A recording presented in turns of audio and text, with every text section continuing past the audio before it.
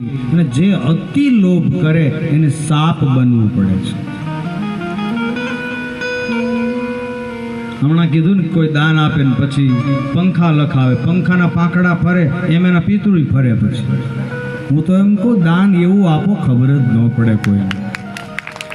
મારે એક શબ્દ તમને કહેવો છે, ખોટું નહીં લગાડતા, આટલી બધી બહેનો બેઠા છો, પણ મને એમ લાગે મારી કથામાં હજી 2 દિવસ જ થયા, કાંઈક ઓછું લાગે છે મને કે મારી કથાની અંદર દાન આવવું જ પડે.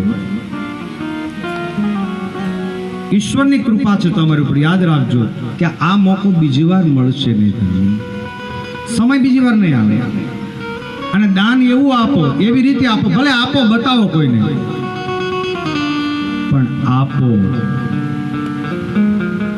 કારણ કે કોઈ ટ્રેનમાં એક ભિખારી જતો હતો, સૂર હતો, કઈ દેખાતું ન હતું. કોઈ રૂપિયો આપ્યો અને પાસ થતો 8-10 જણાથી પાસ થયો અને રૂપિયો હાથમાં આવ્યો એટલે 8-10 જણા હતા ને બધા આપસમાં લડવા.